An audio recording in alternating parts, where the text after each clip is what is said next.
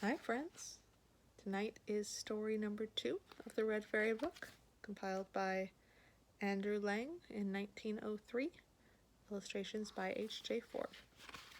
Tonight's story is called Lucky Luck. Once upon a time there was a king who had an only son. When the lad was about 18 years old, his father had to go to fight a war against a neighboring country, and the king led his troops in person. He bade his son act as regent in his absence, but ordered him on no account to marry till his return. Time went by. The prince ruled the country and never even thought of marrying.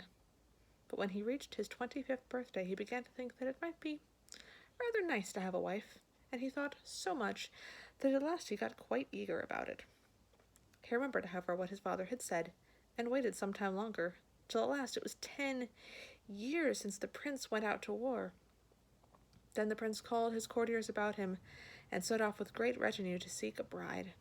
He hardly knew which way to go, so he wandered about for 20 days, when suddenly he found himself in his father's camp. His father was delighted to see his son, and had a great many questions to ask and answer, but when he heard that instead of quietly waiting for him at home, the prince was starting off to seek a wife, he was very angry and said, "You may go where you please, but I will not leave any of my people with you." Only one faithful servant stayed with the prince and refused to part from him. They journeyed over hill and dale till they came to a place called Gold Town. The king of Gold Town had a lovely daughter, and the prince, who soon heard about her beauty, could not rest till he saw her. He was very kindly received, for he was extremely good-looking and had charming manners, so he lost no time in asking for her hand, and her parents gave her to him with joy. The wedding took place at once, and the feasting and rejoicings went on for a whole month. At the end of the month they set off for home, but as the journey was a long one, they spent the first evening at an inn. Everyone in the house slept, and only the faithful servant kept watch. About midnight he heard 3 crows who had flown to the roof talking together. "That's a handsome couple which arrived here today. It seems quite a pity they should lose their lives so soon." "Truly," said the second crow, "for tomorrow, when midday strikes, the bridge over the gold stream will break just as they are driving over it. But listen, whoever overhears and tells what we have said will be turned to stone up to his knees." The crows had hardly done speaking when away they flew, and close upon them followed 3 pigeons. "Even if the prince and princess get safe over the bridge, they will perish," said they, "for the king is going to send a carriage to meet them which looks as new as paint. But when they are seated in it, a raging wind will rise and whirl the carriage away into the clouds. Then it will fall suddenly to earth, and they will be killed. But anyone who hears and betrays what we have said will be turned to stone up to his waist." With that the pigeons flew off, and 3 eagles took their places, and this is what they said: "If the young couple does manage to escape the dangers of the bridge and the carriage, the king means to send them each a splendid gold-embroidered robe, but when they put these on, they will be burnt up at once. Whoever hears and repeats this will be turned to stone from head to foot." Early next morning the travelers got up and breakfasted. They began to tell each other their dreams. At last the servant said, "Gracious prince, I dreamt that if your royal highness would grant all I asked, we should get home safe and sound, but if you did not, we should certainly be lost. My dreams never deceive me, so I entreat you to follow my advice during the rest of the journey." "Don't make such a fuss about a dream," said the prince. "Dreams are but clouds. Still, to prevent your being anxious, I will promise to do as you wish." With that they set out on their journey. At midday they reached the gold stream. When they got to the bridge, the servant said, "Let us leave the carriage here, my prince, and walk a little way. The town is not far off, and we can easily get another carriage there, for the wheels of this one are bad, and will not hold out much longer." The prince looked well at the carriage. He did not think it looked so unsafe as his servant said, but he had given his word, and he held to it. They got down and loaded the horses with the luggage. The prince and his bride walked over the bridge, but the servant said he would ride the horses through the stream, so as to water and bathe them. They reached the other side without harm, and bought a new carriage in the town, which was quite near, and set off once more on their travels. But they had not gone far when they met a messenger from the king, who said to the prince, "His Majesty has sent your Royal Highness this beautiful carriage so that you may make a fitting entry into your own country and amongst your own people." The prince was so delighted that he could not speak. But the servant said, "My lord, let me examine this carriage first, and then you can get in if I find that all is right. Otherwise we had better stay in our own." The prince made no objections, and after looking the carriage well over, the servant said, "It is as bad as it is smart," and with that he knocked it all to pieces, and they went on in the one they had bought. At last they reached the frontier. There another messenger was waiting for them, who said that the king had sent 2 splendid robes for the prince and his bride, and begged that they would wear them for their state entry. But the servant implored the prince to have nothing to do with them, and never gave him any peace till he had obtained leave to destroy the robes. The old king was furious when he found that all his arts had failed, that his son still lived, and that he would have to give up the crown to him now he was married, for that was the law of the land. He longed to know how the prince had escaped, and said, "My dear son, I do indeed rejoice to have you safely back, but I cannot imagine why the beautiful carriage and the splendid robes I sent did not please you, why you had them destroyed."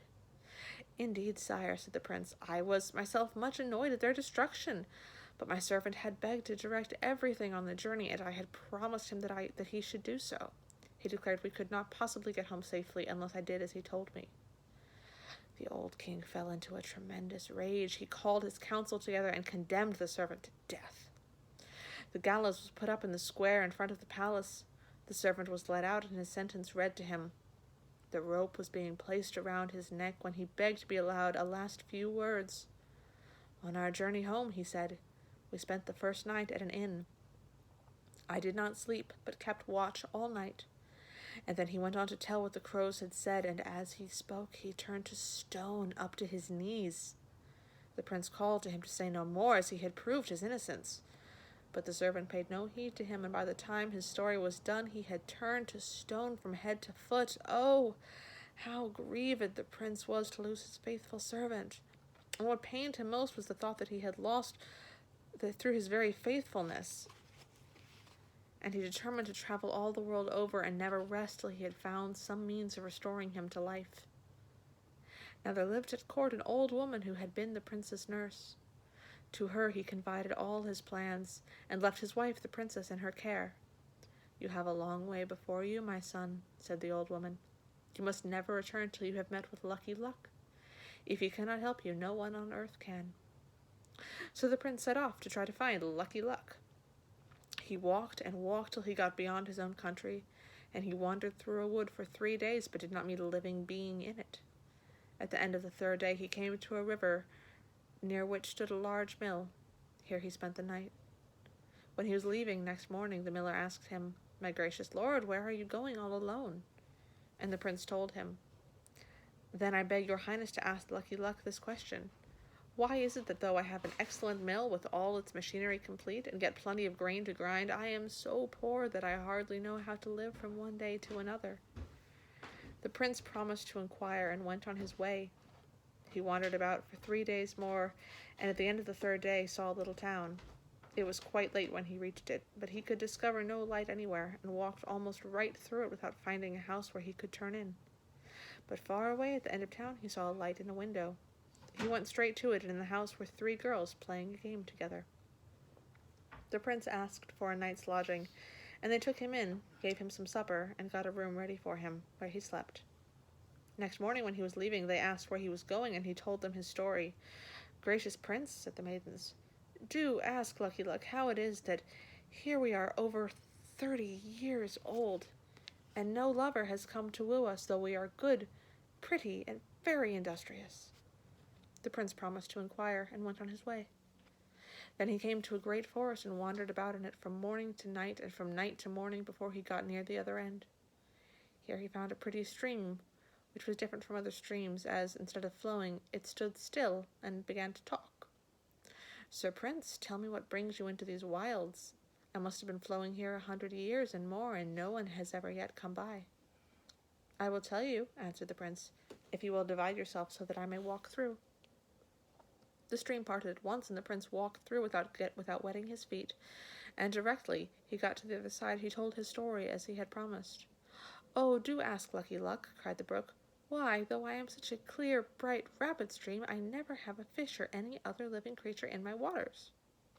The prince said he would do so, and continued his journey. When he got quite clear of the forest, he walked through a lovely valley till he reached a little house thatched with rushes, and he went in to rest, for he was very tired. Everything in the house was beautifully clean and tidy, and a cheerful, honest-looking old woman was sitting by the fire. "Good morning, mother," said the prince. "May luck be with you, my son. What brings you into these parts?" "I am looking for Lucky Luck," replied the prince. "Then you have come to the right place, my son, for I am his mother. He is not at home just now. He is out digging in the vineyard. Do you go too. Here are 2 spades.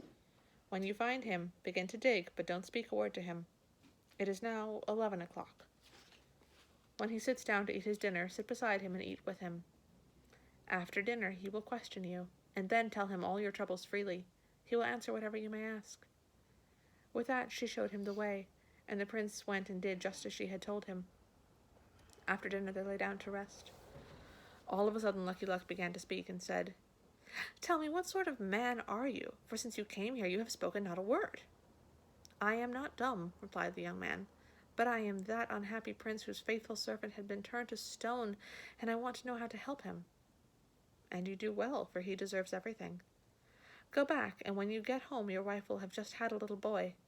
Take 3 drops of blood from the child's little finger, rub them on your servant's wrist with a blade of grass, and he will return to life." "I have another thing to ask," said the prince, when he had thanked him. "In the forest near here there is a fine stream, but not a fish or other living creature in it. Why is that?" "Because no one has ever been drowned in the stream. But take care in crossing to get as near the other side as you can before you say so, or you may be the first victim yourself." "Another question, please, before I go. On my way here I lodged one night in the house of 3 maidens. All were well-mannered, hard-working, and pretty, and yet none has had a wooer. Why was this?" "Because they always throw their sweepings out in the face of the sun." "And why is it that a miller who has a large mill with all the best machinery gets plenty of corn to grind is so poor that he can hardly live from day to day?" "Because the miller keeps everything for himself and does not give to those who need it." The prince wrote down these answers to his questions, took a friendly leave of Lucky Luck, and set off for home. When he reached the stream it asked if he had brought any good news. "When I get across I will tell you," said he. So the stream parted. He walked through, and on the highest part of the bank he stopped and shouted out, "Listen, O stream!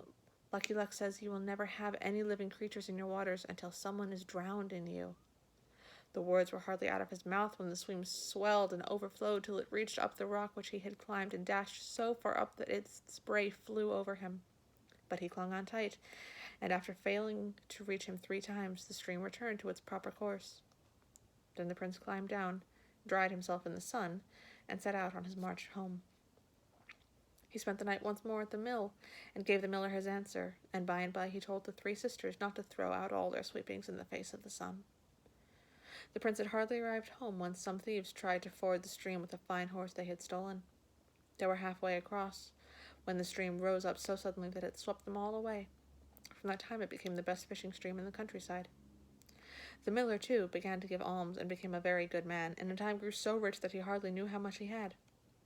And the 3 sisters, now that they no longer insulted the sun, each had a wooer within a week. When the prince got home, he found that his wife had just got a fine little boy. He did not lose a moment in pricking the baby's finger till the blood ran, and he brushed it on the wrists of the stone figure, which shuddered it all over and split with a loud noise in 7 parts, and there was the faithful servant alive and well. When the old king saw this, he foamed with rage, stared wildly about, flung himself on the ground, and died. The servant stayed on with his royal master, and served him faithfully all the rest of his life, and if neither of them is dead, he is serving him still. Good night.